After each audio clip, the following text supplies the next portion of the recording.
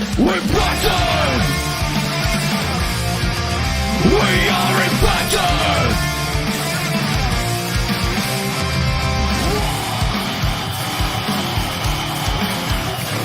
We're battered! We're ready to get up! We want to win! Light the fire of power that make us free! We never break down! We want to win! We are impacted! The best team!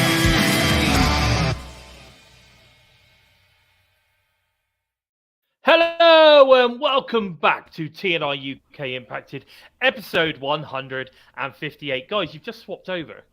I'm sure Steve was over the other side just now. Hang on, unless my eyes have gone crazy. But anyway, we're coming to you live by the Total Non-Stop Impact Network on YouTube and Twitch.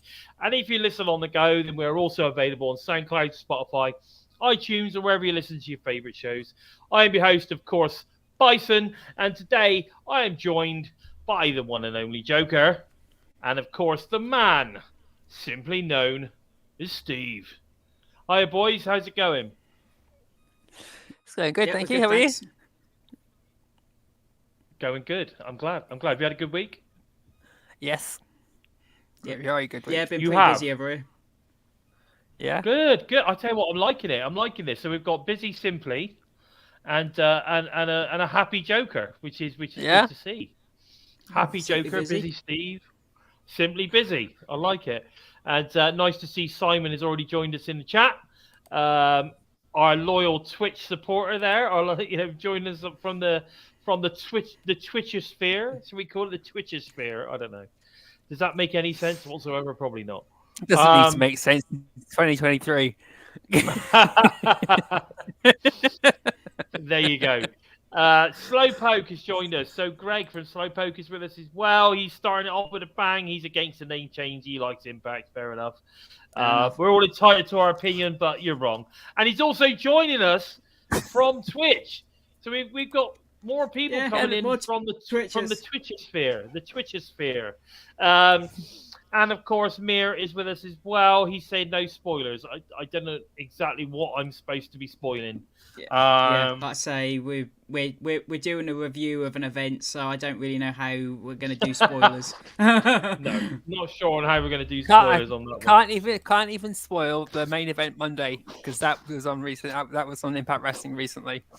Yeah, Exactly. There is no spoilers to be had. Everything that we're going to talk about today has been aired, of course, except for obviously when we're going to discuss what we've got coming up tomorrow, and of course we've got some stuff coming up over the weekend as well. So there's lots of stuff to talk about. That's all been kept hush hush, so we can't spoil anything. yeah. Nothing to They've spoil. done well lately, haven't they? They've done well lately, keeping a lot of things under wraps. Yeah, They are doing well, and I think the fans help with that as well, because I think one thing that's good about Impact fans in general, the ones that are at the shows, they don't tend to go plastering spoilers all over the internet, which I think is fantastic. And if they do, you get the odd one pop up, and if you have seen it, you generally sort of kind of forget about it by the time the show comes around. I to be honest with you, I don't know what's going to happen tomorrow, and I quite look forward to seeing it, to be honest. Gibster's in the house. Great to see you, my friend. Thank you for joining us. Barry, my goodness me. Everyone is joining us nice and early today. I love it. I'll tell you what, while you're all here, maybe you should... Terrence is with us as well. While you're all here, maybe we should make sure... But let's get these thumbs up. Let's get these thumbs ups out of the way nice and early. So get the thumbs up. Get sharing the show.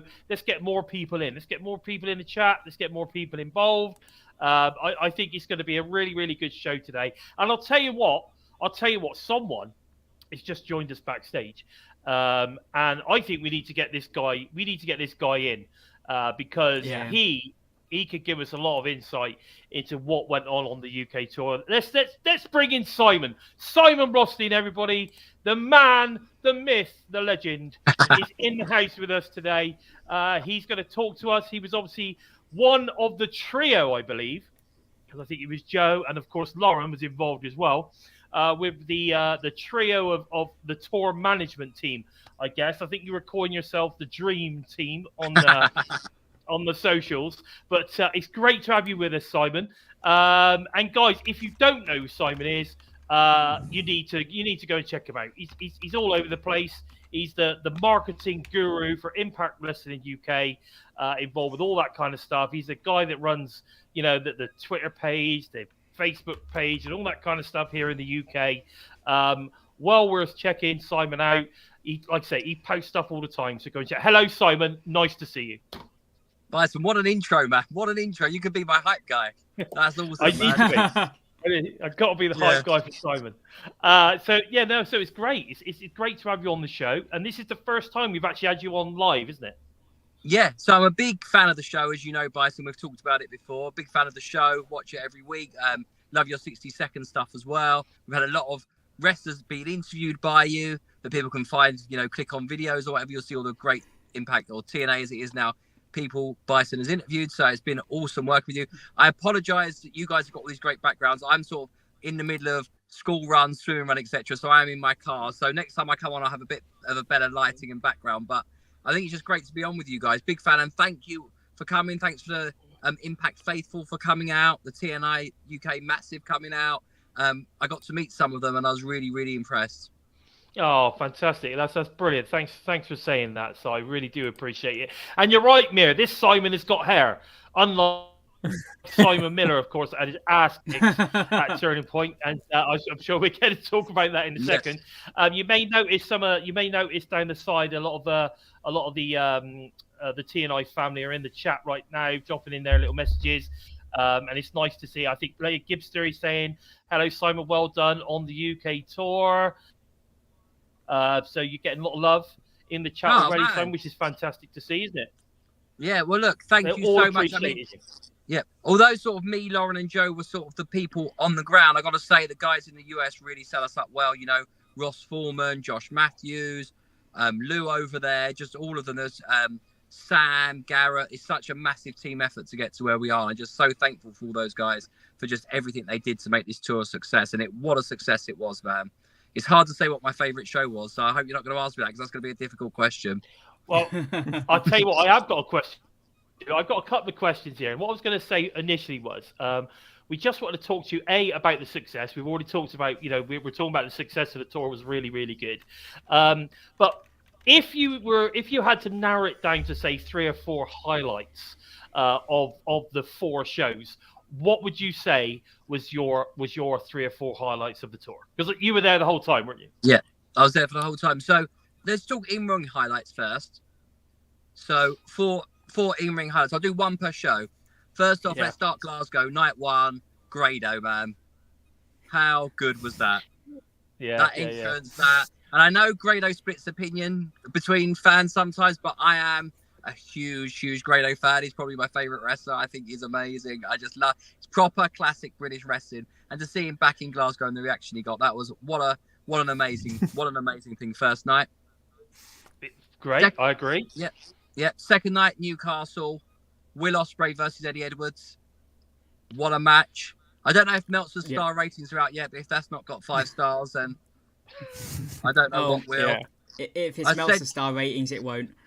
Yeah. Well, I said to Eddie Edwards and I said to Scott D'Amore, I didn't actually get to say this to Will because this was the next day when I saw people and he'd gone, but I said to them both, I thought that was one of the best ever matches I've seen live. I've been to 3 Bound for Glories, 5 WrestleManias, every UK tour, All In, etc. And that's probably one of the best matches I've ever. I thought as great as Ospreay versus Mike Bailey was and deserved all its plaudits, I thought Ospreay versus Edwards was probably better.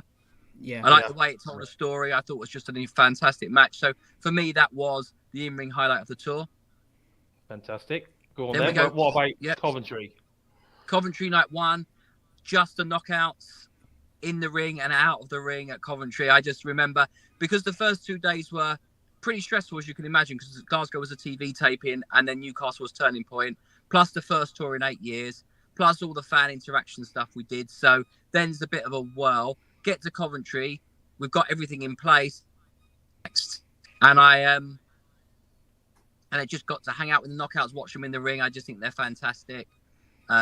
anytime you wander backstage, they're filming TikToks, and just in the ring, they just absolutely brought it, didn't they, every night? And the way we saw sort of Emerson Jane on some of the shows, Alex Windsor on the shows, Dani Luna getting to wrestle. We don't see too much of that in the States, but getting featured singles matches. So to say that was Commentary Night 1. And then Commentary Night 2 has to be the dance-off at the end. You've probably seen that on socials and for the people in the chat that were there. What a moment. Yes. Everyone dancing. Yeah. I think Like a Prayer ran out and they had to restart it again just to keep everyone dancing. It was amazing. That's fantastic. I think that's one of the great things about a lot of people say about the Impact rosters. They do have such a camaraderie. They've got a great friendships going on. They all seem, they are a big family. Now, I'm sure, don't get me wrong, like all families, that you do tend to get the odd argument, here and there. But overall, they seem to love each other and they got each other's back. And I think that is a real important part of what makes Impact so special. And I think I will say this, that has always been the case with TNA and Impact, even in the days where people may or may not have been so happy with the product, even in the days when Hogan was there and people, some fans were keen, some fans weren't keen on Hogan, even in the days towards the end of Dixie Carter's tenure where there was some financial issues, etc. Even in all those days, the morale was always top class. This is what says it all. When I'm at the shows, the other wrestlers are sort of putting their head through the curtain or sneaking out the back where they can't be seen by fans to watch their colleagues have matches. And that was always the case, even when I remember sitting backstage with Hogan, Sting, Angle watching matches. This time I was standing behind the curtain with Trey, Miguel watching matches. They want to see each other's matches. It's what it is truly. And this was what Dixie implemented, what Jeff implemented, what Scott and Ed and everyone have carried on. It's a really happy family there, man. It's just like hanging out with all your mates. Imagine just being backstage with all your buddies, having fun, filming TikToks, having a laugh, having a drink after the shows, going out, performing well. It's perfect. It sounds great. It really does. Now, the big question is, will TNA be back in 2024? So I can't answer that. But as you know, on Monday after the thing, Scott D'Amore did a few select media interviews. And if you look at them, I mean, he was pretty open in them saying that we are coming back or we are planning to come back. You can never say definite. Last time we planned to come, a small thing called COVID-19 happened. Yeah, so, 2020 was 2020. Yeah, exactly. Everything was in place. You can never say for sure, but that's Scott's plan. You've probably seen it. He's already tried to book Tom Campbell for the shows. If you watch his interview with Simon Miller on What Culture, if you watch the interview with Simon Miller on What Culture, he's very keen on Simon Miller.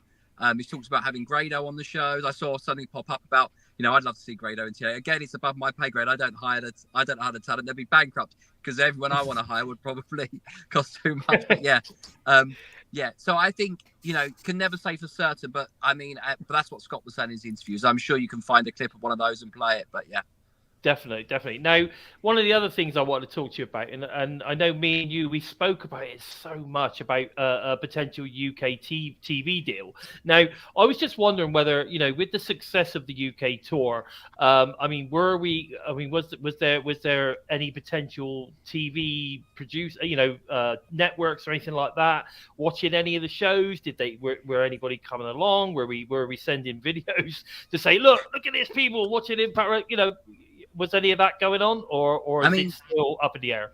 The first thing to say is TNA Impact should be on TV. We are on to Zone 1 on Sky, and I know that is hard for fans to get because you have to have Sky and then you have to subscribe to the package. It's not as easy in a day, but it is there. There is some presence. We were on Fight Network UK for quite a while. That obviously went away, but we are, there's lots of things. I will say this, just stay tuned, Bison. You're probably asking this question a few weeks too early, but just stay tuned. I mean, I think the days of, a Freeview TV deal like we have with Challenge, I don't know how realistic that is. I mean, I think wrestling does well. We know when TNA was on TV, the ratings it got were incredible. We were always the highest rated show on Challenge. We know AEW is doing well on ITV. We know the sort of sums that, beat what TNT Sports is it called now and Sky fought over WWE for. So we know it does ratings. We know it brings in advertising revenue. So if I was a TV exec, it's the first thing I'd be signing. It's not my side of the business, but I will say it's something in everyone's minds and something we'd love to see as much as the fans. Yeah, definitely. I think a TV deal here in the UK it would be absolutely amazing. I think it would just take the fandom to that next level because no matter what happens, even in the crowd, even though there's lots of people there and they're all watching Impact on YouTube, or whether they're watching it on the Zone or on Impact Plus, wherever they're watching the show, you know, they're all still saying, "Oh, it'd be so good if it was on the TV. It'd be so good if it was on Challenge again. It'd be good." They're all saying the same thing, and of course, we all know that again, once you get on TV, it's about that revenue, isn't it? It's about bringing in more advertising revenue, bringing in more money. The more money they get, you know, the more chances we've got of signing big stars, you know, the production going up, all this kind of stuff. Yeah. So I will say, I will say two things. One, I have had a lot of people say to me, I really want TNA back on TV, but I'm still going to watch it on Impact Plus because I love the app. It's on my Roku box or my Amazon Fire Stick. I want you back on TV because I think it's good to have, like, as a prestige thing, you're a fan, but I'm still going to watch it on Impact Plus or Insiders or my DAZN stream. So I think the way people have watched it has changed. The second thing is we'd have to make sure it's the right one. You know, Challenge was an incredible deal for us. I thought Fight Network UK was incredible for us. I think there was was it Premier Sports we were on for a few months, and then they messed us about. They changed the time every week. I don't think that's good perception-wise. I think it's better just to not be on that sort of thing. So I think we've got to be, you know, it's got to be the right deal for us as well. You know, we can't just say, hey, we've got to be on TV and we'll take anything. But yeah, there's be some exciting stuff coming up. Don't worry. I mean, in terms of people at the shows that we didn't talk about, that would be confidential. But rest assured, there's always big wigs from all various different things at these shows. I'm sure there is, yeah. And I was definitely hoping that a few might have been invited along and say, come on, and then they would have seen the crowd going wild and absolutely loving it. And that could have been a big thing as well to hype up a potential offer, which I think, you know, at the end of the day, that's the proof is in the pudding at the end of the day, isn't it? We could go around and we could say, oh, we got these numbers, we got this, that, and the other. But, you know, until they actually see how hyper a crowd gets over a promotion or over a product, it's difficult to sort of like kind of put a mindset to what that could bring to a channel. And I think that's important. Now, what were your thoughts on Will Ospreay? I mean, you touched on the fact that you thought it was a fantastic match between him and Eddie. I mean, what do you think the chances are that we could potentially sign him? I mean, he was so vocal about, you know, being a TNA kid, being a massive fan of the product, and that he's going to support TNA regardless of what happens. I mean, I was just saying to the lads earlier, isn't it weird that, like, Will is selling TNA like crazy, you know, all over the socials. He's proper selling TNA, but he doesn't really say too much about anybody else, which I find, to me, I find that quite interesting. That's a bit of a tell to me. But. I mean, I've got nothing really to add. I think, again, Bison, you've answered it all in your question. Will is one of the best people I've ever worked with. I've known Will on and off for a long time. Obviously, we're both Essex boys for starters. We're all Essex boys, aren't we? We're all Essex boys. Yeah, you're up in Colchester, aren't you? I'm just outside Colchester. I mean, I'm a Bristolian, really, but I've lived here for like 15 years. So I like to think myself as a bit of both. Yeah, so fantastic performer. So nice, like behind the scenes, just chatting. You know, obviously he's from the UK scene, so he knew all the ring crew, he knew all the referees. Just spent loads of time chatting to people. Anyone wanted advice on their matches, their gear, how they carry themselves, how to get bookings, all of that. He was open to. Like I say, his match with Eddie Edwards was fantastic. He's a TNA fan. You know, wrestling Eddie Edwards for him was as exciting as it was for all the fans. Yeah. I mean, we know Will Ospreay is a TNA fan. Again, Scott D'Amore talked at length. You've probably seen it all around. He talked about Will. We talked about, obviously, CM Punk. He talked about all of those things. So, you know, best thing to do is sort of, I know you do the roundups of what's been said in these things. That's the best thing to find out where the stage at. But, you know, I love Will Ospreay. I think he is an incredible, incredible talent. And whoever ends up signing him is going to have a hell of a talent on their hands. But he's a TNA fan. It's like, I'm an Arsenal fan. Would I want to go and play for Tottenham? I don't know. Yeah, that's exactly it. That's exactly it. That's the sort of kind of way that I look at it. But I don't know. I just feel that if TNA want to make the waves, they want to take those strides forward in 2024. Somewhere along the line, someone has got to make that step. They've got to make that step to bring in that's one person to say we mean business. And for me, it's Will Ospreay.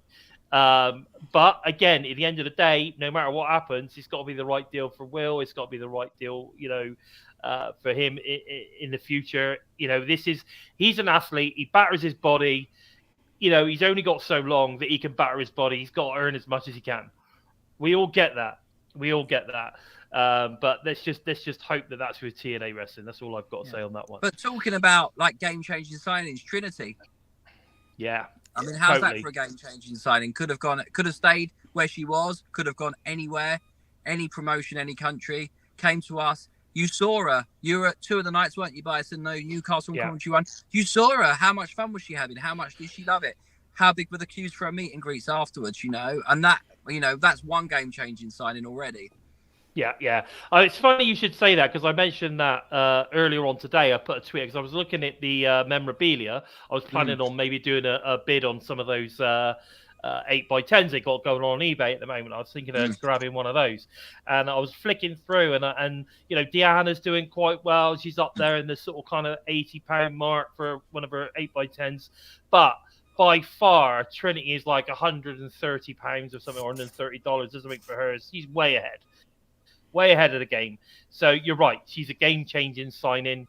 You know, she's going to bring in the money. She's worth the money. And clearly, people love her because the crowd, you know, the UK crowd were just as big for her as they were, you know, maybe not quite as big as they were for Will, but they were certainly very, very big on Trinity when she came out. Very, very big on Trinity. And you could see she loved it. She loved that. Yeah. She loves it. Super easy to work with, amazing, so much time for the fans. You know, the titanium packages were incredible. You know, we had afternoon teas with people. Trinity was there. You've probably seen the picture, Gisele serving tea to the fans, all of that sort of stuff. That just shows, you know, that's how much like we love it and how much we feed off the fans. And you know, I know for a fact, for everyone in the chat, everyone watching this, the talent was so appreciative of the fans every single night. How loud you were, all those TNA chants from start to finish. They love the football chants where you change the word. Just brilliant. I mean, people got into it. You know, who you cheered, who you booed, etc. Brilliant. I mean, Coventry night too. There was a fun match where Grado and Hendry swapped clothes. Yes, I heard about that. Yeah, fought Heath and Moose. There was a muscle and fitness journalist at ringside who was giving it a bit too large. He sort of slapped him down. That's on the Muscle and Fitness website. So, you know, you're talking about, you know, we've got Muscle and Fitness ringside at our shows. You know, Metro, Sportsman, Daily Star, all these major outlets covering us. We had a couple of BBC, you know, BBC Newcastle, BBC Coventry did tons for us. Some of their people were at the show. So, you know, the media are there catching on. Did I see somewhere that there was a Peaky Blinder in the audience? I'm trying to think of the name of the actor, but one of the Peaky Blinders was there. Am I right or am I wrong? I'm sure I saw something. I can't remember his name. I can't remember the name of the actor, but one of the Peaky Blinders was definitely there. He was, yeah. Definitely. You're right. Just contacted us on Twitter. You know, I'm a massive TNA fan. Can I get some tickets? And we sorted it out. Yeah, perfect. You know, the Beast from the Chase. He wasn't able to come to the show because he was away with his partner, but he came to meet Scott on Monday. Me, Scott, and him had a lovely hour conversation. Because as much as I'm a wrestling mark, I'm a massive marker for the Chase. So I'm like, oh, how do you work out the offers? What's the Vixen really like? How good's the Cinnamon in real life? All of that. So imagine all those questions I was getting to ask him. God, that would be awesome. You can't, as you out the hotel, he's getting asked for autograph. Absolute megastar, making time scheduled to come and speak to Scott D'Amore, and again shows how well we do. And that's awesome. Can you imagine? I put this out there. I think after I saw that Scott D'Amore had seen the Beast, I think I put it out there. Could you imagine having like a four panel of TNA stars on the Chase? I think that would be really cool. You could have like Scott. You could have Gisele. Scott and Gisele would be really cool. Maybe Steve Macklin and Deonna Purrazzo. That would be awesome. I'd just be amazing on the Chase. I'd love it. They could, you know, and we know how much work Impact / TNA do for charity and good causes as well. And I think it would be amazing if they did the Chase UK and, you know, whatever they made, they donated to some, you know, UK-based charity or something. I think that would be amazing. I think that would be fantastic publicity as well. Here's Get on it, Simon. Get Here's on it. Here's what I want you to do with your life, Bison.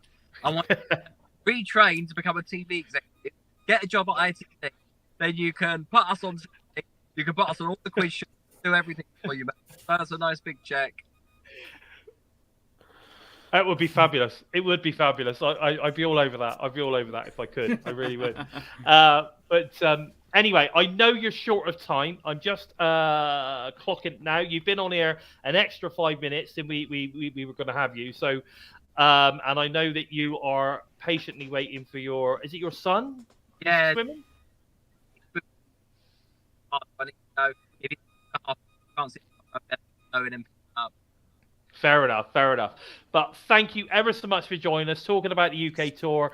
I think it was a fantastic success, and I for one, and I know the lads on the show from TNI-UK, and of course everyone in the chat, including Simon, who was with us in Coventry.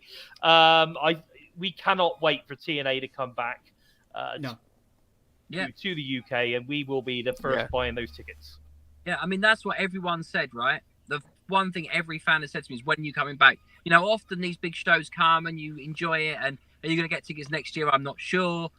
Every single person, when are they on sale? How can I get tickets? You know, I might upgrade my ticket next time. All of this, I'm going to come to more shows. That's the other one. People like yourself came to 2 shows, 3 shows. I've seen someone say, I only came to 3 shows. I want to do 4 next time. Wow. I mean, that's just, we're so lucky to have you guys as fans, the people in the chat, the people that follow you on Twitter, you know, you guys, you know, and it's quite easy to be an Impact TNA fan now. We're at the, you know, we're on the way up again. You know, full houses. Every house you were there was full, standing room only at most of the shows. Incredible talent, etc. But you guys were with us when sometimes there weren't as many fans with us, and that's what we really appreciate as well. And that's what we wanted to do these shows for you guys, the people that stuck with us through everything. Oh, I really appreciate that, Simon. We really do, and I'm sure that a lot of the UK fans as well. You know, I mean, we've been absolutely like gagging for TNA Impact to come back to the UK, and I just hope that now we can make it an annual event. And I'll tell you, I will, however many shows there is.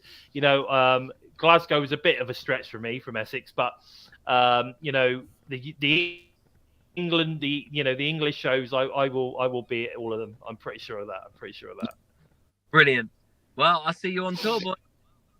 All right then, mate. All right, take care, and I'll speak to you soon. Take care. Hopefully we'll have some interviews coming up from TNI talent. That would be great.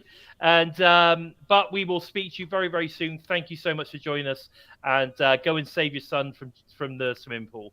And yeah, we'll speak to you soon. Take care, buddy. There you go. Simon Rothstein, everybody. You know, one of the main guys on the marketing team for Impact here in the UK. A lot of the stuff that you see going out on the social medias comes from Simon and his team and his company. Lauren is the other one. She's lovely as well. We met her in Coventry. I think it was the first time I actually met her in person, which was lovely.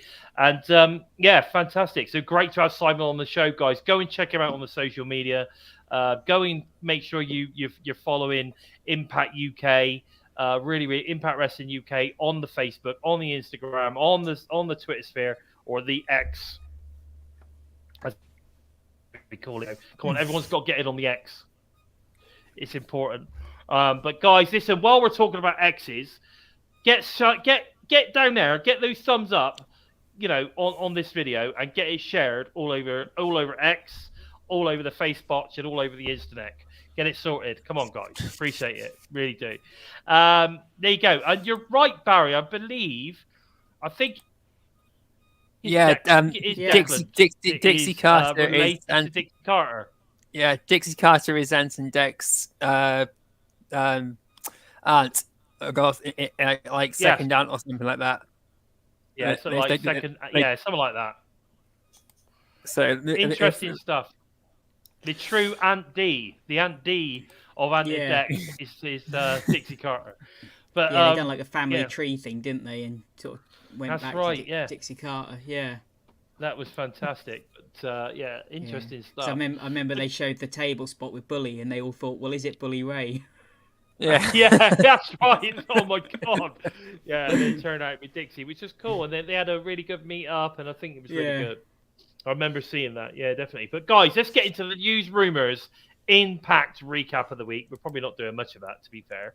But Joe Hendry's food fight this week was with the incredible Emerson Jane. If you saw the Glasgow TV tapings from last week, she was there. Emerson Jane. She was also in commentary as well. But fantastic talent. I'd like to see a little bit more of Emerson Jane, definitely. But she's on Food Fight, so go and check that out if you want to get to know her a bit better. We have had CM Punk this week dropping hints once again, this time towards TNA during his some sort of UFC commentary appearance. I'm not sure what that was, but there was definitely TNA hints going on. I saw the clip.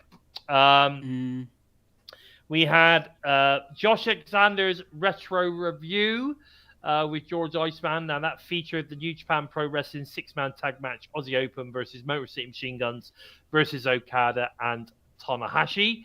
I haven't actually seen this one, so I'm not going to make any comment on it. But I would imagine when you look at the talent involved, that was probably a banger. Yes. God, that's actually what makes me want to go check that out now. So I'll see you guys in about 15 minutes. Yeah. Still a tag team Aussie Open that you feel that was a missed opportunity.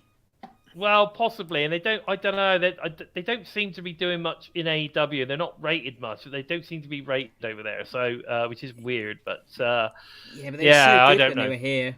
They were so good when they were over here. Yeah, really I mean good. to be honest, can you judge any talent that goes over to AEW? So many talents go in there with such hype, and then when they're over, they get stale. So I don't think you can really judge that many talents on what they're doing in AEW. But like I say, in New Japan, in Impact, they looked so good, and then like I say, I think they missed an opportunity not grabbing hold of them. Yes, exactly. I think, well, I don't know. You just don't know. I mean, they may have put an offer in, but AEW's was bigger, and at the end of the day, these guys generally they go where the money is, which is a shame because they may go there for a big payday, but then their popularity and their presence drops.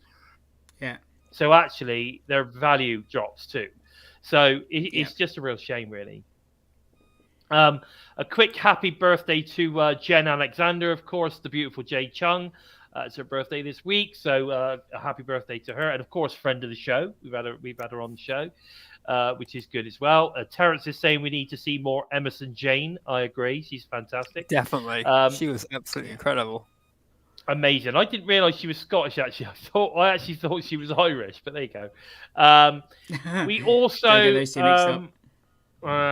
We also saw. We've also been seeing some interesting stuff coming from Kurt Angle on the social. He seems to be talking about TNA a lot recently, and he'd been posting some stuff. I think it was like basically where he took out David Penza. been doing the rounds, which I thought was interesting.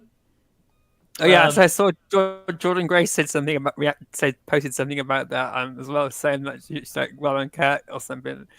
Absolutely smashed him. That was one of the stiffest things I've ever seen. Like I think Penza put a photo up afterwards. His face was just like blown right up. So I think he got an absolute battering at the hands of Kurt Angle that day. Booker T has also been saying lots more positive things recently about TNA. About the rebrand, which is unusual, and that he thinks TNA would be a true gauge on if CM Punk was a needle mover or not, which Booker thinks, of course, that Punk is. I think what he was saying was that if Punk is that needle mover, then going to TNA would prove that, because potentially you would see a massive increase in viewership. Mm-hmm. If Punk was to go to TNA, and if you didn't see that massive increase, then maybe he's not the needle mover he thinks he is. But I think what Booker was basically saying was that he thinks Punk would be a great fit for TNA because he would be a needle mover for them, and kind of bring them back into the conversation, which I think they are anyway, to be fair. But I guess it's kind of, you know, they want to be in that conversation, you know, between closing up that gap between, you know, Impact and AEW, and then of course then there's just a huge gap to WWE. There's no reason why I don't think TNA could end up, you know, overtaking AEW if you ask me, but we've just got to keep putting the product, making the matches good, putting on a great product, you know, making everything better, getting the marketing out there, sign a big name or two, you know, and will make all the difference. But talking about, we were talking about it just now, talking about TNA. Tom Campbell proves to be such a big hit that Scott D'Amore confirms that when TNA returns to the UK, Tom will 100% be invited to be a ring announcer. Now, I was putting something out there saying that I think they should hire him full time. Personally, his hype work was fantastic. Like, you know, in between every single match, he was hyping that crowd up incredibly well. You know, and I've been to shows in the UK. Penza doesn't say anything other than announce who's coming out. That's it. Yeah. And even that he gets wrong. Because, I mean, let's face it. I mean, who's the supporter of Bruce? Bruce! Yeah. Bruce! No, it's not Bruce, is it? Anyway. So that's interesting stuff as well. Simon Plum is saying viewing figures is also dependent on access being more visible as well, though.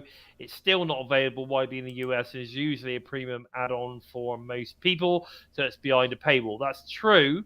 And, of course, that's probably some of the reasons why they're not getting the figures that they would like.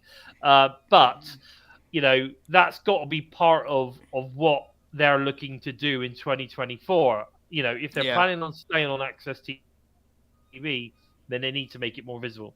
It's as simple as that. Yeah. One of the mention, Austin Aries, states that he regrets his no sell at BFG and would love to return to TNA one day. Now, we know my feelings on this one.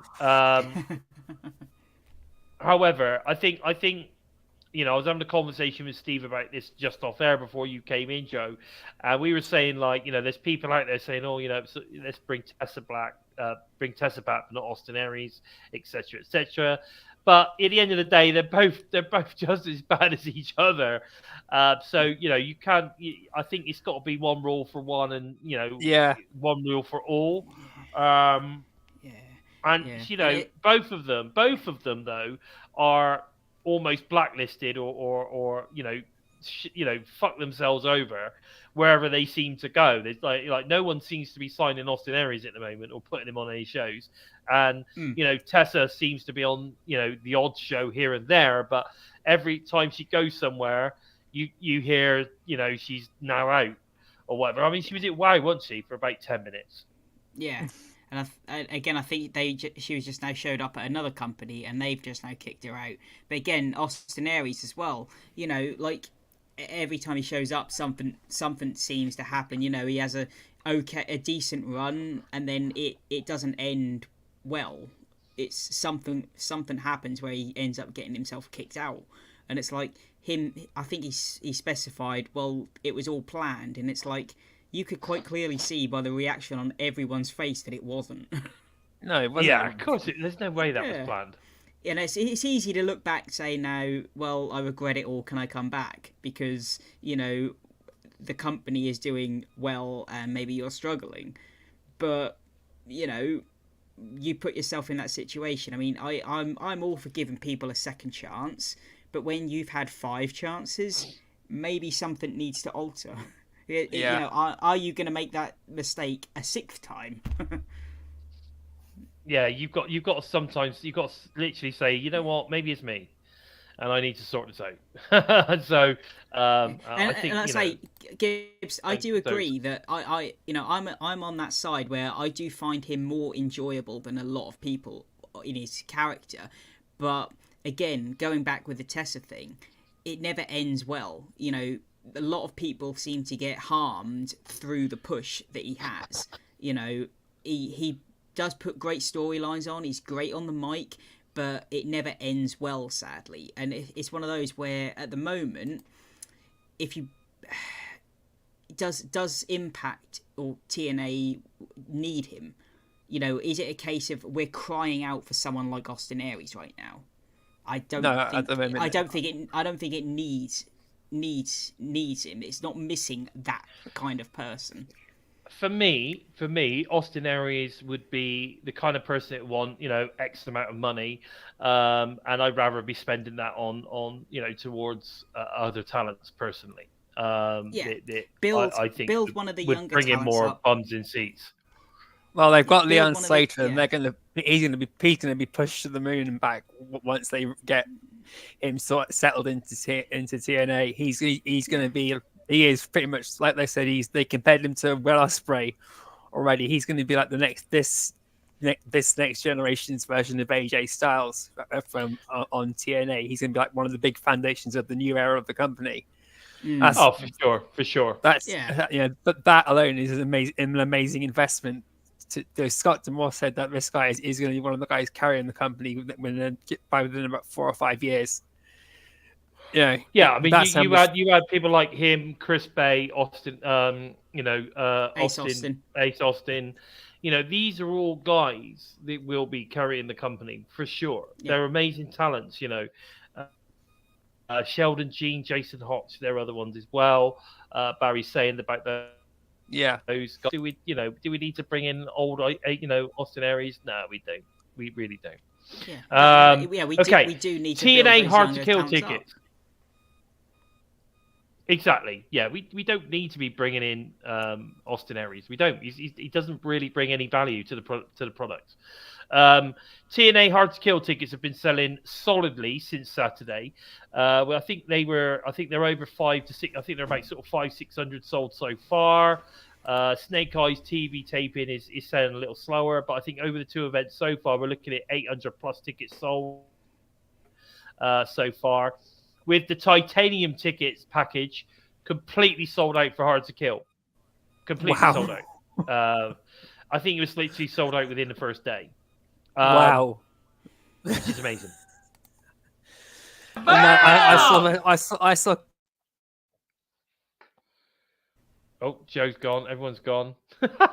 I saw comments about 2 days after the whole tickets went on sale. And then people saying, "Oh, it's not selling out anywhere." And now I just found out within a day the whole titanium package is completely sold out. So clearly one side of the internet's got it wrong.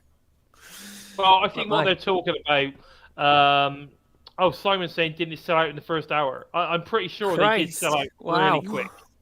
Wow. Because I'll say this now. I've been to many wrestling promotions, and TNA or Impact Wrestling that do this titanium package is the only one that I think is value for money. Like the fan interaction that you get with a titanium, you can't get anywhere else. It's fantastic. It's a fantastic, really is. I absolutely love titanium, and if it wasn't for the fact I wanted to go to more than one show, I would have done a titanium for one night. Probably, would have been. I would have done the titanium for Newcastle if I had enough money, but then I was going to go for the one underneath it, but even then, right up as we got closer towards the date, I just couldn't get the money together for it. So I'm gutted I missed the whole Newcastle show, because I would love to have seen Eddie Edwards and Will Ospreay live, because that match was absolutely amazing. Unbelievable match. Turning Point was great. Yeah. We'll get to that in a second, though, Joe. We're not far off it, to be honest. The TNA buzz don't seem to be slowing down as of yet. In fact, I think the momentum seems to be growing, which is good. And of course, that will hopefully steadily grow leading up to 2024 and the rebirth of TNA, which would be great. They have announced the first match officially now at Hard to Kill will be Trinity versus Jordynne Grace for the Knockouts title. That's now made official. I know it was mentioned at BFG. Jordynne was calling her shot, shall we say, but released via Impact Wrestling on the website and on all the socials. So we've got that. So there you go. So all those tickets are selling with one match. It's incredible. That's it. So yeah, I think they're doing very, very well. Once they start releasing a couple of more matches, once Will and Josh Alexander gets released again for that show, you watch those tickets go. I'm sorry. I think they'll eventually fill that place right up. I think at the moment they've released something like 1,200. I think it's 1,200 seats are available at the moment overall, but they've already sold over 500. So they've already sold probably about 40 to 50% of those tickets. So they're getting there. They are getting there. And most of the floor stuff's gone. So now it's just all the GA stuff, really, which needs to be sold. So but it's good. But guys, listen, before we go into our turning point review, hit the thumbs up, share the show, let everybody know that we are here and we are live right now. And we're about to talk about turning point. And of course, if you fancy throwing us a super sticker or a two, then please feel free. Please feel free. Right, here we go, guys. Turning point review. Opening thoughts from me.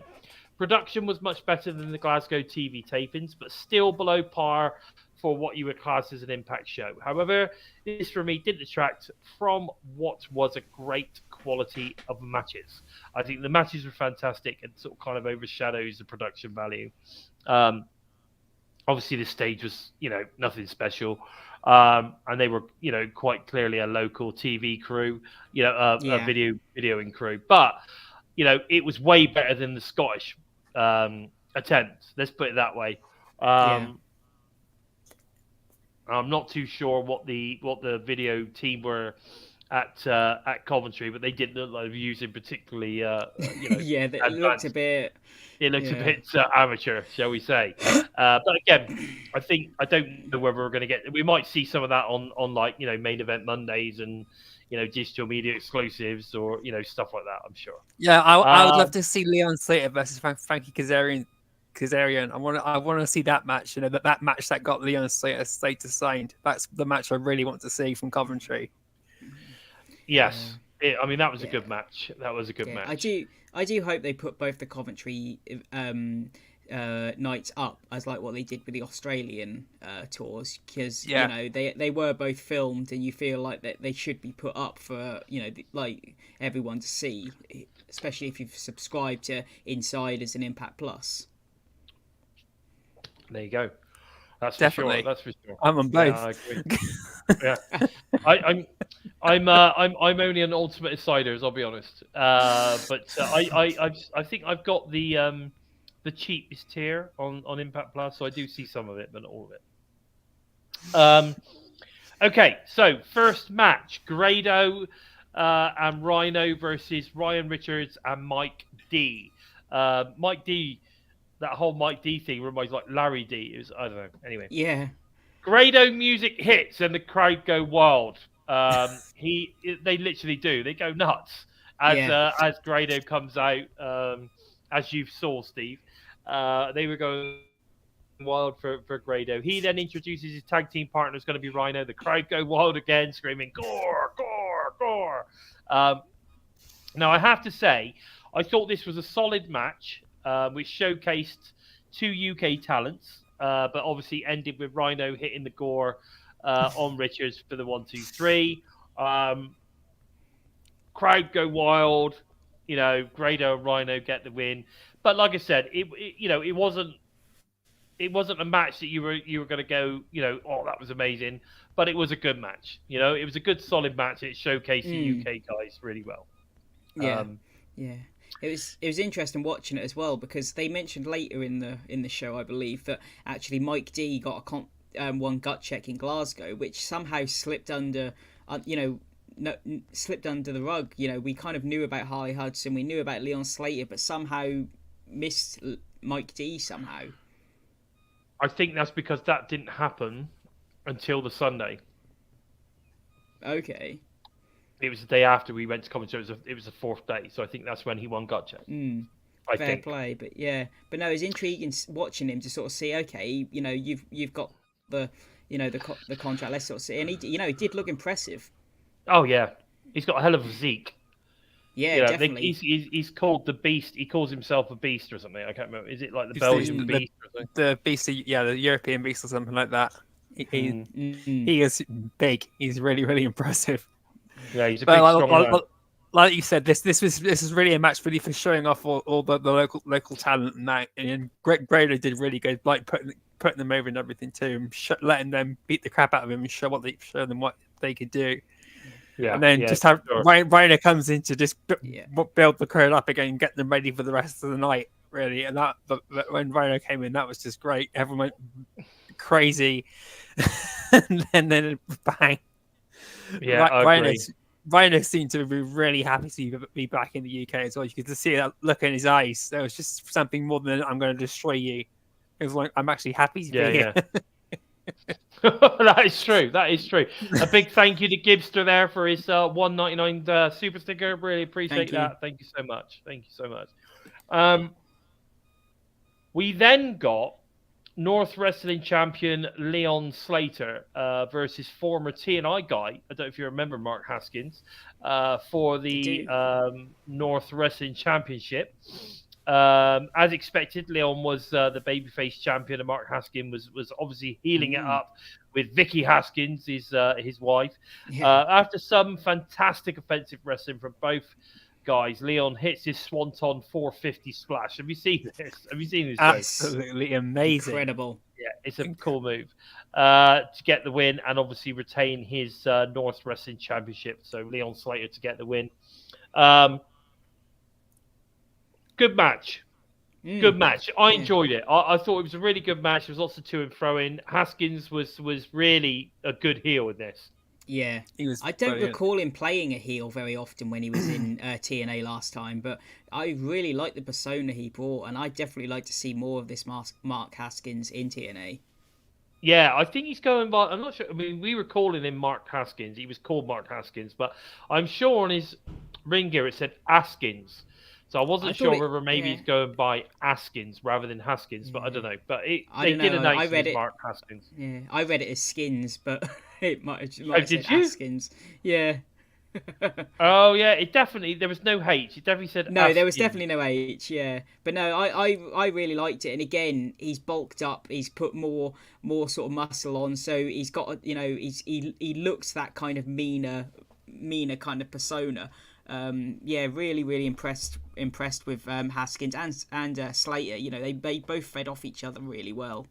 Yeah, I thought this was a good solid match to basically showcase what Leon especially can do. I thought it was a good solid match. Definitely happy with that. Yeah, that jump over the middle of the ring over the turnbuckle outside the ring. Yeah, right before the Slater then goes for the Swanton 450. That dive out of the ring was just insane. I've seen like Ace Austin and Mike Bailey do some crazy stuff. With the Soul to Glory and the triangle moonsault that Mike Bailey does. But this was something else entirely. The Slater went from almost halfway across the ring, over the turnbuckle, and almost halfway into the audience to hit Haskins with a flip. That was just insane. The height and the speed he can go is just incredible. It's an amazing move. I mean, this is a 19-year-old lad. And he really is good. I mean, we've seen Leon a few times, haven't we? Because we've been to Wrestle. Yeah. Carnival. We've seen him at the Wrestle Carnival shows. It's amazing. Incredible with his tag partner as well, Dyrese. I'd like to see Dyrese signed as well because I think he's got something about him, which is quite special. I really do. Yeah. But I guess we'll see where that one pans out. But I mean, obviously they're a tag team as well, which is called let me get it right. Boisterous Behavior. That's it. Boisterous Behavior. Yeah. So it'd be nice. I mean, they'd be a great tag team. If that came about for Impact Wrestling as well. But anyway, Turning Point kicks off with great intro promo package as always. We then go into the first match, which was Josh Alexander and EY versus Subculture. The UK fans absolutely love EY. I almost felt sorry for Subculture to a certain degree because obviously they were all over EY.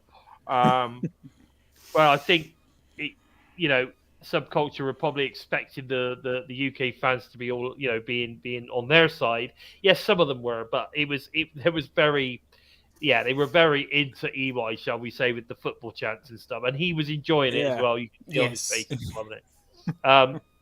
Now, with Josh and EY, I mean, EY was wearing some very distinctive red and white singlet, with obviously the maple leaf on and stuff.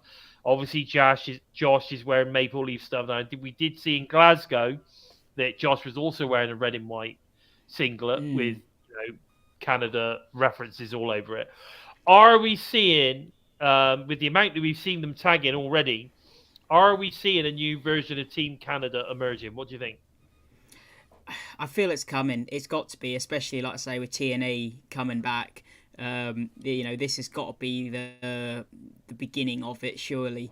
You've got your tag team now coming into the works. It's just a case of where do we go from here? Do we get I've heard Mike Bailey Aiden involved? Prince is back in the ring again now. He is, well. yeah. Aiden Prince is now coming back. I believe he said that he was going to be involved in the IPWF. So, yeah, like I say, do we get Aiden Prince involved? And again, get Aiden I Prince think, and Jody Threat, and then you've got Team Canada too. Yeah. Well, yeah. It could be Jody Threat. Aiden Prince would be fantastic, and maybe Mike Bailey. But I think I could see Mike Bailey just staying on his own. But Aiden Prince, Jody Threat, Josh Alexander, and EY. Boom. Yeah.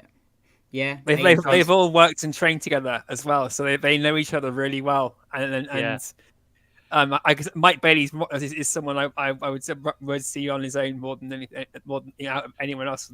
Any of the other Canadian wrestlers there, because we've got Courtney Rush and Havoc, and God knows what's happening. God knows what's happening with them. Come Hard to Kill, because the death tolls are everywhere. Yeah, I mean there is, again, I think in terms of who would gain the most out of Team Canada. And sort of kind of getting the rub off Josh and EY, and I think you could definitely say an Aiden Prince would, and so would, because we know Aiden's really good. He just doesn't seem to pull a break, does he? But no. I think maybe bad luck is just it's a pain in the ass because he's so talented, and he's so good. It's just bad luck with injuries. It's like when Brian Cage joined Impact Wrestling. He was so impressive in Impact Wrestling. He just had such shit luck with all the injuries he received. Yes, it's just a shame. That's exactly what I'm saying. He's just had a bit of bad luck, but anyway, maybe now he's come back off injury. We can see the re-emergence of a Team Canada. I think that would be amazing. But this match I thought was really solid. It was a really solid opening match with SUBCULTURE giving Josh and EY a real run for the money. But eventually, after a miscommunication between Flash Webster and Mark Andrews, Josh hits a C4 spike and on Andrews to get the win 1-2-3. So Josh and EY get the win for Team Canada, shall we say. But it was really good. We then got the announcement, of course, that we already knew anyway, that Leon Slater was signed to a multi-year deal and will be part of TNA roster in 2024. Fantastic news. We then head into the next match, which was Gisele Shaw versus Alex Windsor. Now, we all know that I am a huge fan of Alex Windsor. Very high on Alex Windsor. I think she should be signed to TNA as well. I think she embodies. See this rivalry can go on for a long time in TNA as well. That would be great. Exactly. Now, this is the thing here, though. This match for me was a little disappointing, as I've been so excited to see Alex in an Impact Wrestling ring, and I've actually seen these two go at it before. In my very first Wrestle Carnival show that I went to. Now, that said, it was still a solid match, but I just felt a little Gisele one-sided. Yeah, I did. When I watched it, I thought, we didn't really. Well, I think I messaged you after I saw it that I thought it was a bit too one-sided on Gisele Shaw's side. I thought, I would like to see more from Alex Windsor in that match. But we didn't get to see as much offense that we know that she's capable of, which I think was a real shame. I mean, obviously Gisele picks up the win. We knew that was going to happen. I mean, they're not going to suddenly get, other than Will Ospreay, people aren't going to get wins over the Impact talent. We know that. But, it was nice to see Alex out there. She looked fantastic. Her gear looked great. And she looked great. There's no doubt about it. She looked like she belonged. She definitely looked like she belonged. So, I hope maybe she gets another shot. But for me, like I said, a little bit disappointing because it wasn't quite as good as the previous outing that I've seen. I don't know. What did you think, Steve? Yeah, especially with the story they were telling, with obviously Alex having victories over Gisele already, and Gisele kind of having to come back to level it up and get those wins back, and then Gisele basically having this match where it is one-sided. You feel, well, how on earth did Alex get the wins over Gisele when she's basically running through her in this match? It kind of felt like it should have been the other way round, considering Gisele was already had the losses and had to fight from behind in order to get the win. You felt. Yeah. Yes, exactly. I just felt it was strange because it was so one-sided. You're like, well, if it's so one-sided, how the hell did Alex get any wins over this girl? Yeah, it was a very strange booking. But like I say, I'll give her that. She sold incredibly well. She looks like a star. I think Promotion Wars official there said it well. Agreed. Alex looks like a star. She does. Yeah. 100%. Just like her man Will Ospreay looks like a star. There are a couple of stars waiting to go crazy. You know what I mean? They're just there waiting to go mad. But anyway, so that was a little bit disappointing, that one, but it was still a good match. It was just a little bit, I wanted to see more of Alex. I wanted them to showcase Alex a little bit more than they did, personally. Anyway, we then go backstage. We get a Simon Miller from What Culture promo, letting Joe Hendry know that after tonight he will believe in him. So yeah, that was interesting. I quite liked it, actually. I think he gives a good promo. Simon does a good promo. He does. Yeah, it was quite amusing. Yeah. That was brilliant promo. I thought it was just pure British heel type thing. Like, really exactly. build yourself up, and then shoot down the entire crowd and insult. It was just perfect. Yeah, that was what happened. He made himself look like a really, really good Disney villain. He did, yeah, exactly. He was a Disney villain. It's old school, simple, not trying to be too clever, just putting it to what it is, kind of thing. Yeah, exactly. Get your point across, and boom, there it is. Then when he drops the microphone out the ring, that was just hilarious as well. That was a complete that was a complete unplanned cock up, but his reaction to that was just really good too, because he could easily let's play it out. Yeah, that worked well. We then move on. We've got Rich Swann versus Trey Miguel. Now, I was expecting an awful lot out of this match, but again, I didn't feel that this match delivered as much as I was hoping it would have done. But that said, here's a rundown of the match. It was a stalemate in the early goers as Rich Swann and Trey Miguel match each other basically pace for pace. Swann gains the first advantage, drops kicks Miguel to the outside. Miguel quickly turns the tide on the floor, delivering a back suplex on the hardest part of the ring. Miguel prevents Swann from re-entering the ring as he knocks him down with a handspring. They brawl up the ramp where Swann leaps off the stage but gets caught with a mid-air super kick. He's very good at those. Swann beats the referee's 10 count, then creates an opening with the drop kick. Miguel avoids a 450 splash, then almost puts him away with Avengers. Both men exchange strikes. Both men are down following a Poison Rana super kick combo from Miguel. Miguel is shocked after Swann kicks out of the lightning spiral. Swann rips him off the top rope with a cutter, then puts Miguel away with a 450 splash like no other can do. Rich Swann gets the win. I mean, we know he's a former world champion, but I have to be honest, I was expecting Trey to get the win here. But that said, it was a reasonable match. It was a fun match. I wasn't overly impressed because in terms of, I think my expectations of Rich Swann versus Trey Miguel were probably a little bit too high, possibly. But I was expecting this to be a really, really good match because these guys are amazing. And I just don't think it sort of kind of lived up to my expectations, I guess. It's probably my own fault for expecting too much. What do you think? I loved yeah, it. that I can loved happen it. sometimes. Yeah. I agree. It could have been a lot more high intense and high octane, but then they had Will Ospreay and Eddie Edwards to contend with, and Trinity and Deonna Purrazzo, so they didn't want to burn the crowd out too quickly. But this match was one of Rich Swann's great best matches that I've seen for a while. Now that he's out of all the tag team stuff, and back into as a single competitor, yes. Yeah, as a singles competitor, it was, and Trey Miguel looked incredible too. He's never had a bad match, and Rich Swann's never had a bad match. And this is one of the better matches for Rich Swann for the entire year. It was a really good. I just was really entertained just by both of them. Okay, cool. Okay, so we then move forward. We've got Jordynne Grace versus Dani Luna. And this all went down. Luna puts her raw power on display as she deadlifts Grace for vertical suplex. Both knockouts are down following stereo headbutts. That was cool. In the middle of the ring. Luna hits a German suplex off the ropes. Then follows up with a clothesline for 2.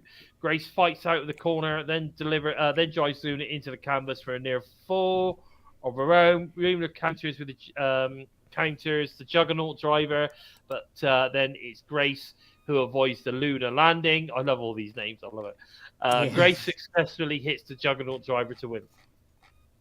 I missed a bit at the beginning where they sort of the huge luck up, like that massive luck up for, and they were going all over the place. That was brilliant. They sort of kind of just got back in just before the 10 count or whatever it was. Yes. Yeah, so that was quite good. That was quite good. Promotion Wars is saying he thought this was a really good match. I agree. I thought this was a great match as well. And it's great to see Dani in singles competition in an Impact ring, definitely. Yeah, hopefully they can get Subculture, 100, their visas, I assume, sorted out so they can get them more on more TV in the US. I agree. I think they just got to get them things sorted, get them out there. Subculture as part of TNA, I think would be pretty awesome. I'm down with that. Can I just say a quick hello to Courtney? That German suplex that Dani Luna did to Jordynne Grace shoot through the ropes. She couldn't get her over the top, so she just pull her through the rope, and that was so good. and then deadlift her off the deadlift her off the ring into a vertical suplex, and Matthew Raymond's little bit moment of going through the physics of it all. Just to really put into perspective how difficult it is. It is, regardless of how big out there. I'm going to throw something out there. Steve, you might agree with this. I don't know, but isn't it interesting how much Dani Luna looks like a 2 year ago Jordynne Grace? Well, she flat out said that, didn't she? And she flat out said that. She said that ever since she's turned up, people have been comparing her to Jordynne Grace, and she's basically now going against her to prove that she's not. She's not a copy of Jordynne Grace. And I loved that promo because, we've all said it, that she reminds us of Jordynne Grace. So I love that interview that she's basically acknowledged that everyone has flat out said that she reminds everyone of Jordynne Grace, but she wants to be Dani Luna, not a copy of Jordynne Grace. No, I understand that. But what I'm talking about is like the physicality of her. So she's got that same stockiness. She's got the strength, and she's still that powerhouse. But she's like I say, 2 years ago. She's like 2 years ago before Jordynne started to really, knuckle down on the weight training and the good eating and all that kind of stuff. Yeah, definitely. No, and I say that's what I straight away sort of saw was an older, not an older, but a few years ago Jordynne Grace. Exactly. Yeah. But, no doubt about that. Yeah. So it'd be interesting to see where Dani goes over the next couple of years. Yeah. Which again, it shows how far Jordynne has come. Oh yeah, definitely. Now guys, listen. Before the next match begins, Simon Miller addresses the crowd. He claims he's more successful than the rest of the locker room put together, being the internet darling. Hendry reveals his latest music video, obviously poking fun at Simon Miller. I love the picture they found with him with all the long hair and everything. I thought that was funny. So that was fun. We hit on it earlier with the whole dropping the mic thing and all that. It was a good opening section. I thought it worked well. Yeah. Okay, so we then get into the match. Miller attacks Hendry from behind before the opening bell. Hendry drops in with a clothesline, followed by a power slam. Hendry hits a stalling vertical suplex for 2. That was cool. Very old school. Miller obviously feigns an injury, allowing him to rack the eyes of Hendry. Can't beat a good, you can't beat a good eye raking, can you? Behind the referee's back, Miller hits a side slam for a near fall of his own. Hendry fights out of the submission attempt, then hits a fall away slam. Miller uses the top rope to create a separation and capitalizes with a spear. It was a really good one too. Hendry hits a mid-air cutter to turn the tide. Hendry connects with a standing ovation to then get the win. So Hendry gets the win. I thought this was really good. Yeah, I enjoyed it. Amongst obviously like a lot of the sort of dirty tactics and that, there was some really good old school British wrestling in this, and I thought, Miller on his debut was very impressive. Like I say, I've not seen anything of him, but, he put on a really good show promo-wise and in the ring. And yeah, I thought this was it's not a match of the night contender, but it was a good solid match to put in the middle of the card, I think. Yeah, I agree. I think it was fun. Yeah, it was your fun match of the night kind of thing. Yeah. Yeah. It was definitely a lot of fun. I think a lot of people enjoyed it, and again, of course, Gibster. There you go, Nickelback Miller. That exactly what it was. Yeah, Miller back. Yeah, it was. It was definitely. It was a fun match, and I liked it. I enjoyed it a lot. And yes, Simon Miller is jacked, man. He's a big dude. Yeah. And he didn't get many ups. I think he definitely got a down. But it was it was a fun show. It was a fun show. Now, during the UK Invasion Tour, Impact Wrestling began a search for the next pro wrestling stars, as over 150 athletes participated in the Gut Set tryout. That's amazing. And of course, the winners were Mike D and the beautiful Harley Hudson, which we knew about. I think it's I think it's cool that they're bringing in these guys, the European Beast as Mike D, Harley Hudson. Now, this is interesting actually, because until middle of this year sometime, I'd never actually heard of Harley Hudson.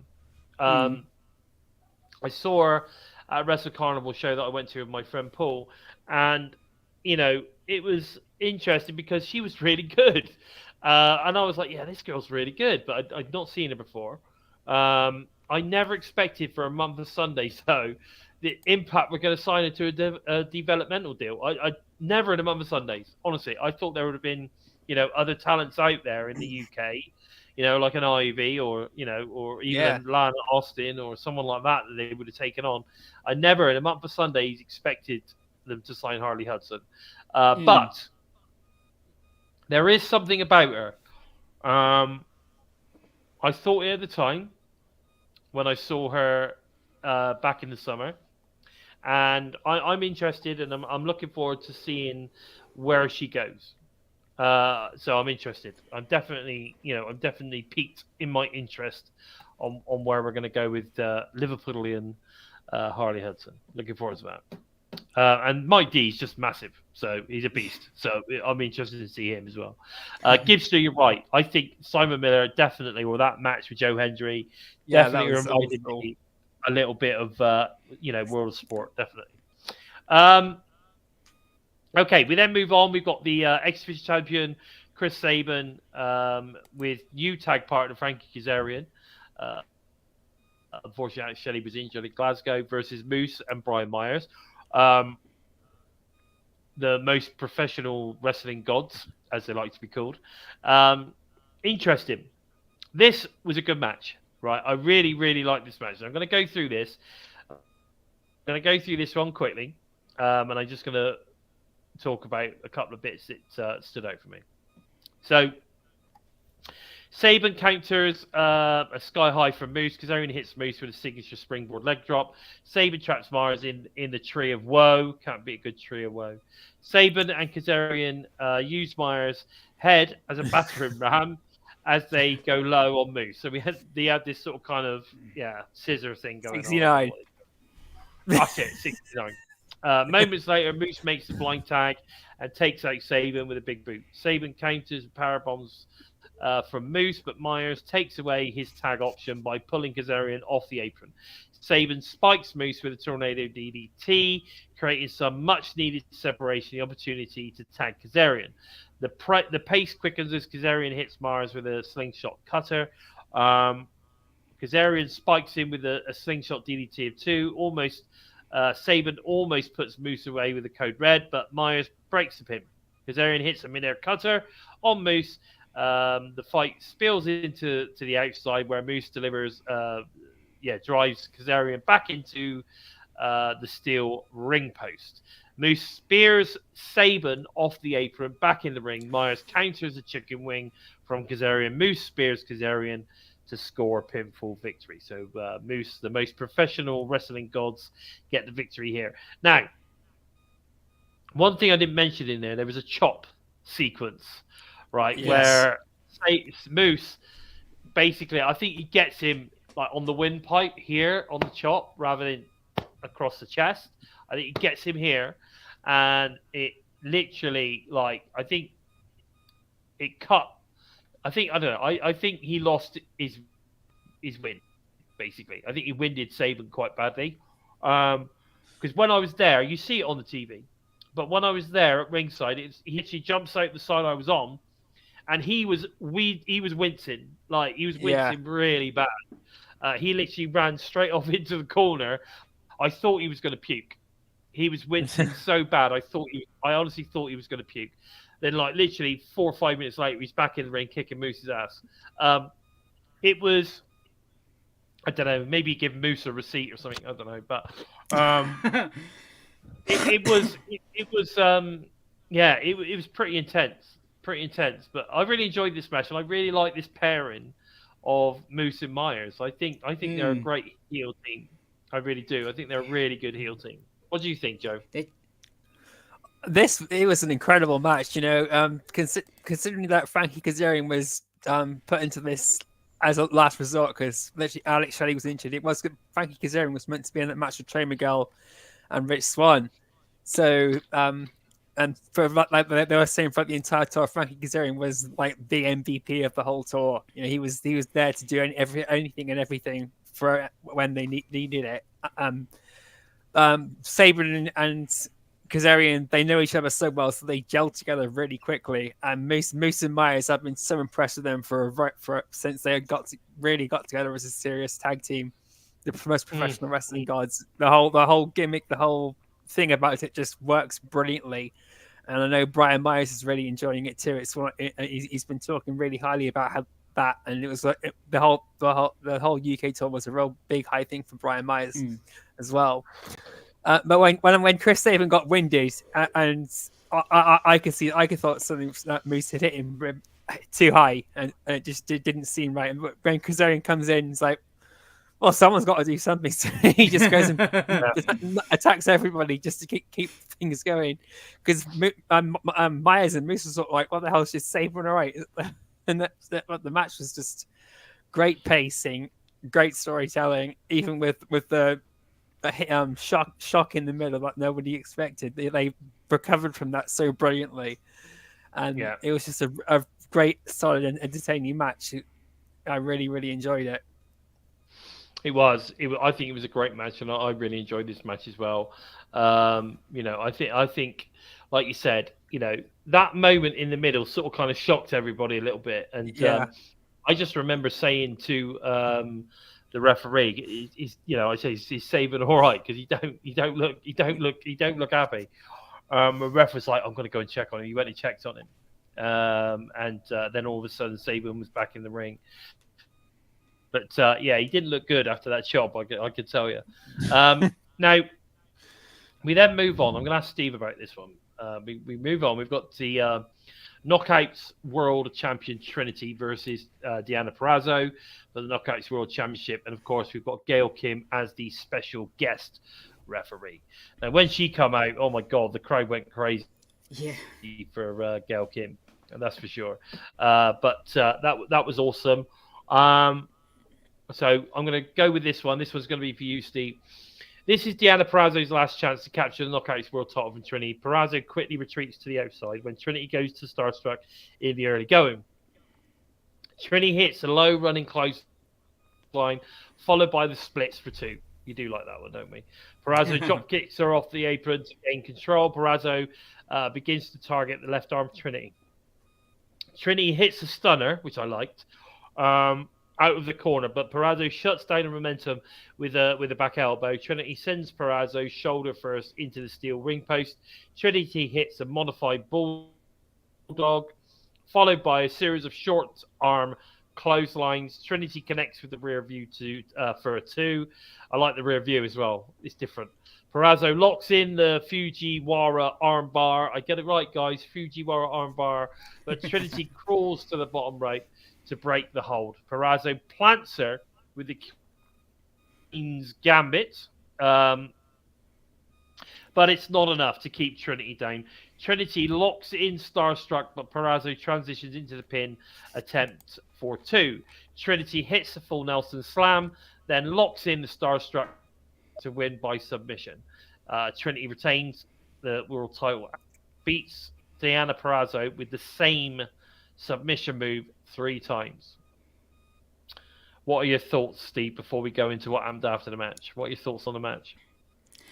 The match itself was what you're going to get from these two, an absolute classic. And again, commentary, like they have done in a lot of the other matches throughout this pay-per-view, did incredibly well. Helping you along with the story of Deonna working on the arm to help to try and stop Trinity from using Starstruck, but also at the same time trying to lock in the Venus de Milo.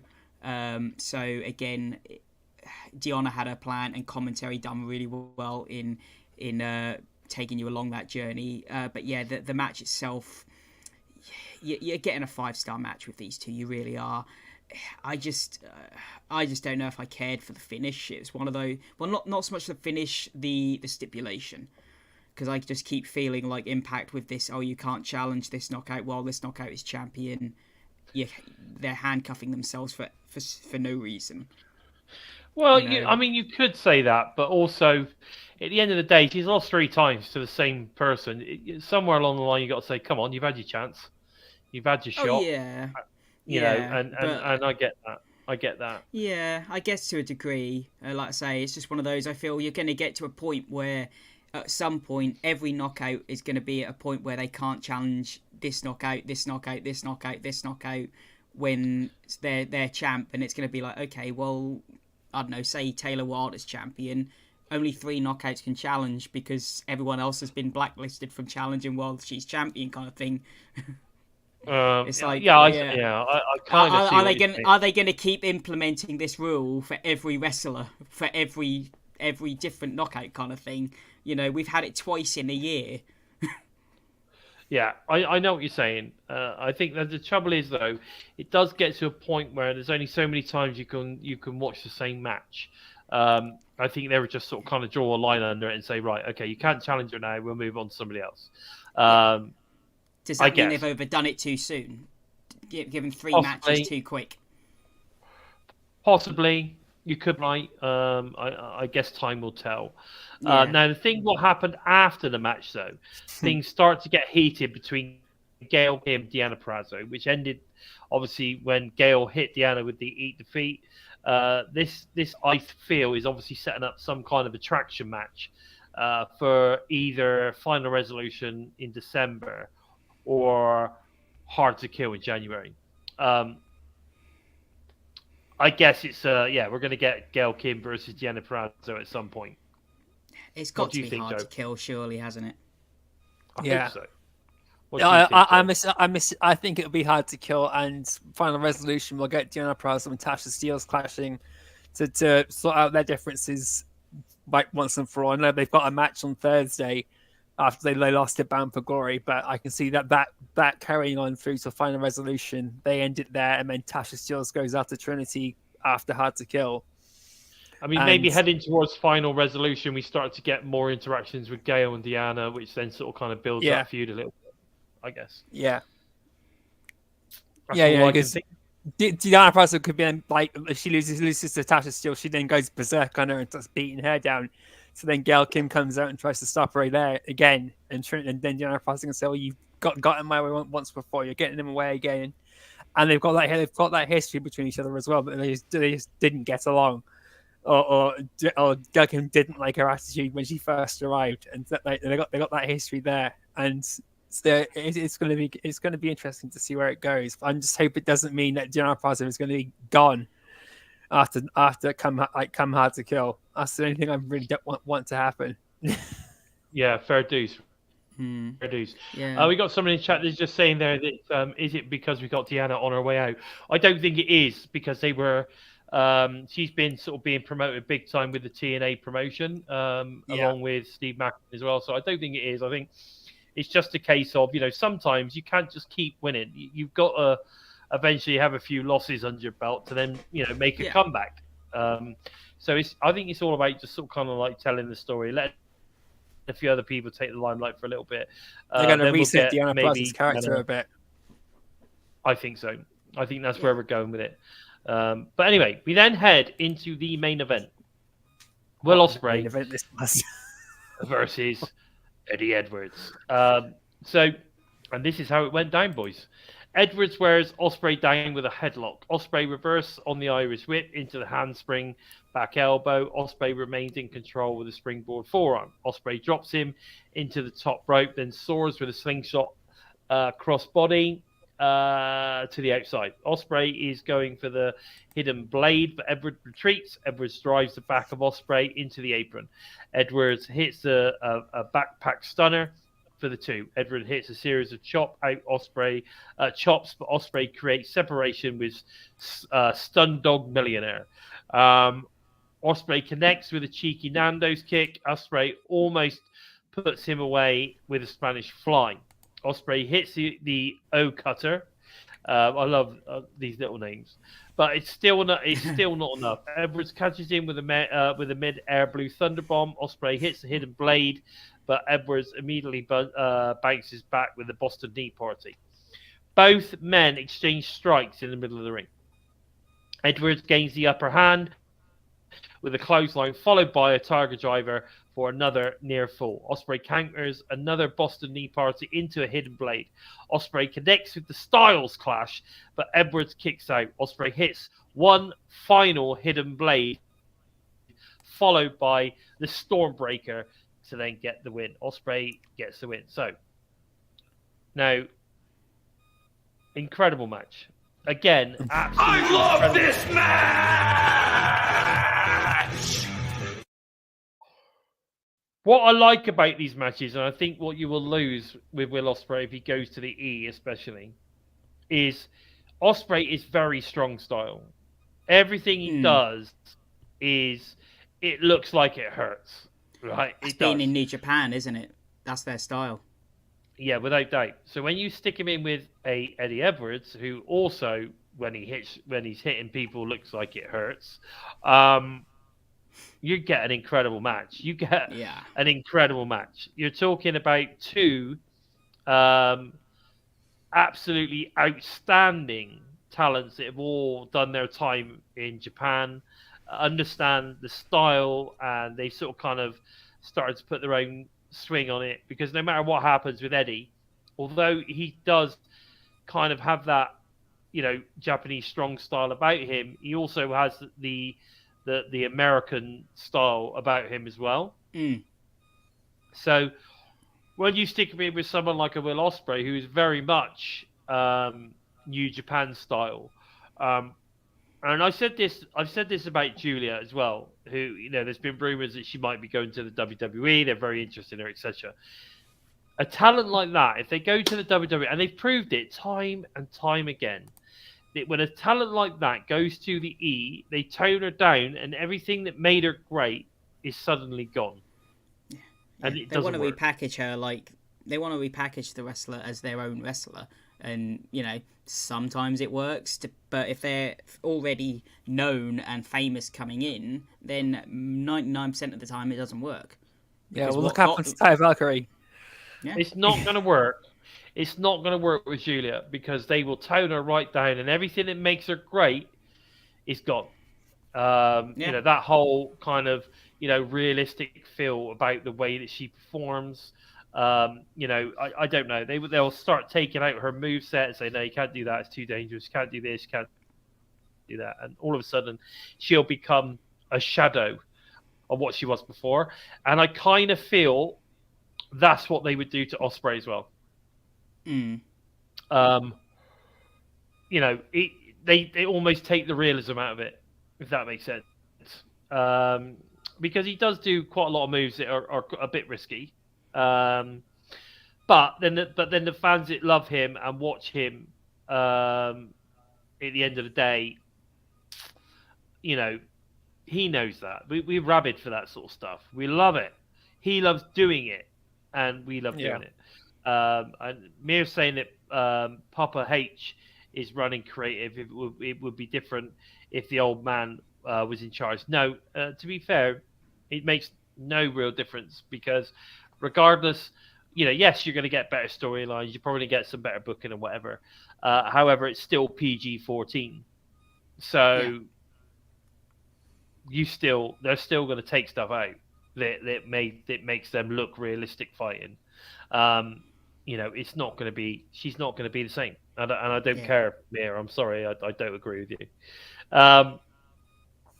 After the match, Ospreay addresses the live crowd and says that TNA was what inspired him, and so many others to take professional wrestling into the next level. Ospreay sprays it. No matter what happens in February, he will always be in TNA's corner because he is a TNA kid. And then turning point goes off there. I mean, there was a lot more things said, obviously. Biggest announcement was he finished his kitchen. He did finish his kitchen. Great sense of humour there. There was a leak in the roof, and I'm sorry, but that was because him and Eddie Edwards just blew the roof off the place. Like I say, when you got a guy that can troll the audience and have a great sense of humour like that, you've got something special. He's amazing. That alone just shows he'll fit in perfectly with the Impact Wrestling roster. He's just so down, like Simon said when we spoke to him earlier. He's so down to earth and easy to get on with, and that's the kind of main event star that TNA needs to bring in. And I mean, that promo that they showed on there was about a quarter of what he said. Yeah, he was out there for at least 30 minutes. Saying loads of stuff, like loads of cool stuff. The crowd was going wild, and then he went around and taking photos and writing, signing autographs and all sorts of stuff. He's fantastic. He was amazing. There you go. I do have to agree with Simon too. I think this was better than Mike Bailey. The match he had against Mike Bailey as well. This was incredible. I was so impressed. You got to see the flip side of Will Ospreay. We saw the whole high flying athleticism with Mike Bailey, and this is the flip side that people usually don't tend to see often, or especially in outside of Japan. This is what this was so good to see, and I'm looking forward to seeing as much against Josh Alexander as that is apparently insane. So unfortunately, that's not this week. That's obviously next week, I think. But that's next week. So we've got main event Monday. Which is Alex Shelley versus Brian Myers, the world title match. It was from earlier this year at Center Stage in Atlanta. If you've not seen it, really good match. So go and check that one out. So far, we've had no matches for BTI. And lots of people saying, "What's going on with BTI?" I don't know. Well, yeah, it weren't even on last week, was it? So I don't know. Well, it wouldn't be because it would just be a recap of BFG, which is what Impact was. Yeah. Well, no, that last week, week so was the UK show, wasn't it? Oh yeah, sorry. Yes, but what I'm saying is, BTI is a recap from the previous week. Yeah. The previous week's show was a recap of Bound for Glory. So are they going to do? got ya. They're not going to do a recap of a recap. If that makes sense. Got you. No, I'm with you. Yeah. So we got nothing going on with regards to that. So I don't know whether they dumped it. I don't know what's going on with that. Yeah. We then, so for Impact, we're going back to Chicago. We've got the digital media title match. I've got really bad. Apologies, guys. Apologies. My throat started to hurt a little bit. Got a bit dry. No worries. DMC title match: Dreamer versus Crazy Steve. We're all hoping that Crazy Steve gets the win here. I guess we'll have to see. I don't quote me, but I believe that this is an offer from Dreamer. Steve hasn't officially cashed his Feast or Fired case in for this, has he? No, it is made. It's now officially coming ahead, and Crazy Steve has apparently cashed in his. This is his cash in, is it? Okay. Yeah, essentially, yeah. Cash in, okay. Let's hope he wins it. Get Dreamer off TV, I say. Okay. We've also got Eric Young versus Eddie Edwards. That's going to be really good. Yeah, that's going to be so good. Yeah, look forward to that one. We've also got. Hang on a second. Let me just check, make sure I got it right.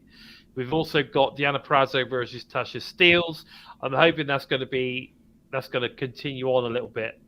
We're going to get some interference from people and all sorts of stuff like that. Yeah. We've got Brian Myers versus Joe Hendry. That'll be a laugh. That should be interesting. Edge's bitch. I wonder whether they bring the song out again. You never know.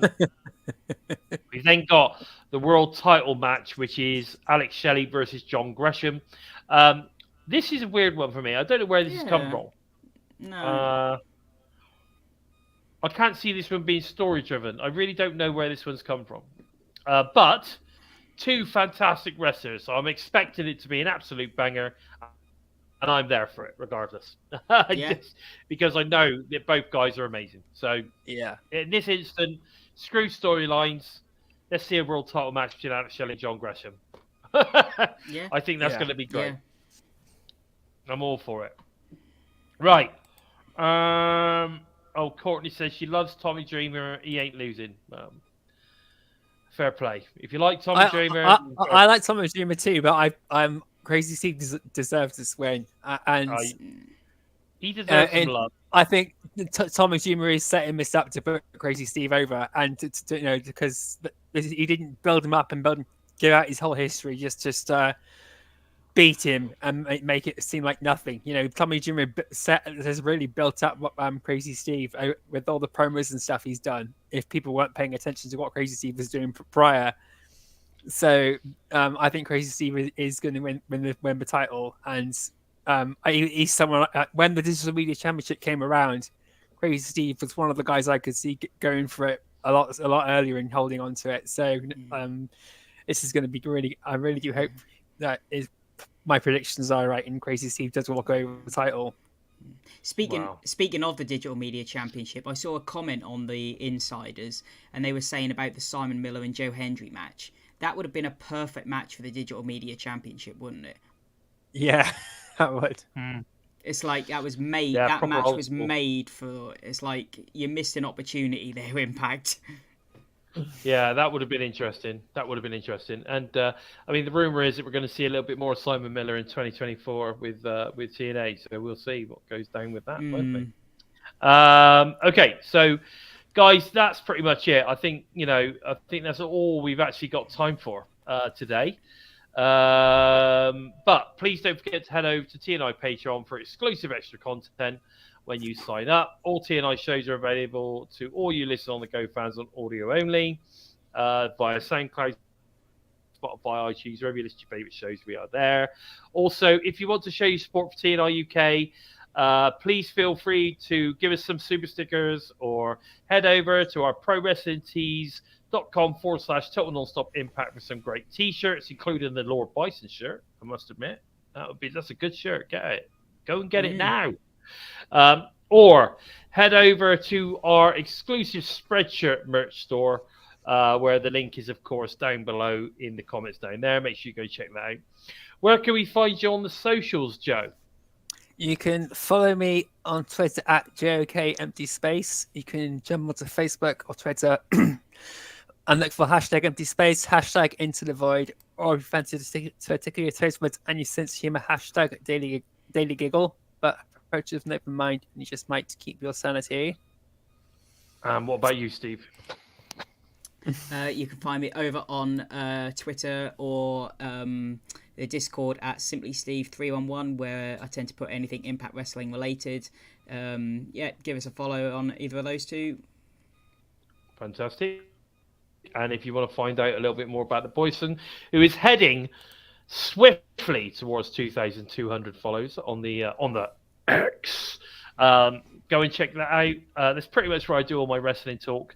And I did put out a challenge if anyone can find me on Facebook, and Simon found me. So it's all cool, though. He did say to me, he said, you shouldn't put out a challenge like that, because you're not hard to find. Okay, fair enough. But anyway, you can find me at Lord Bison 45 on the X. And please feel free to follow me on there, and that's pretty much where I talk about my wrestling stuff. My Facebook is more of my sort of normal life, as is sort of kind of Instaneck as well, just all the normal stuff on there. But please, guys, take the time to help us out by moving up the rankings on YouTube, by giving us a thumbs up. And if you're new to us and you like what you see, then please consider hitting that subscribe button, and don't forget to give the bell a tickle, a squeeze, or, of course, a smash to never miss any of the great content coming out from the TNI UK and US teams each and every week. And, guys, don't forget, all we do is talk Impact. So come and check us out. We are the best Impact TNA-related source on YouTube and on Twitch in the world. Share us around. Make sure everybody knows it. With all that said, I've been Bison. They have been the Joker, and of course, Simply Steve. This has been episode 158 of Impacted. Take care, guys. Take care, guys. We're Bison! We are